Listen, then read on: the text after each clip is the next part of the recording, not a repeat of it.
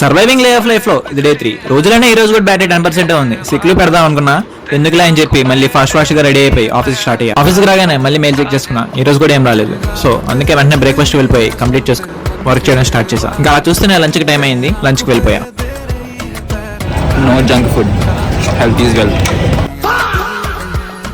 Log వచ్చేసే టైంకి ఈ మ్యాప్ అబ్జర్వ్ చేశా. మనం లాగౌట్ చేసేసి రూమ్కి స్టార్ట్ అయ్యా. రూమ్కి వచ్చి చూస్తే రీల్స్లో మెక్డానల్డ్స్ వాడు ఏదో ఆఫర్ పెడితే దాన్ని చెక్ చేయడం కోసం దగ్గరలో ఉన్న మెక్డానల్డ్స్ స్టార్ట్ అయ్యా. తెరా చూస్తే అక్కడికి వెళ్ళిన తర్వాత ఎలా అయింది. హలో, ఫేక్ గైస్, ఫేక్ లేవు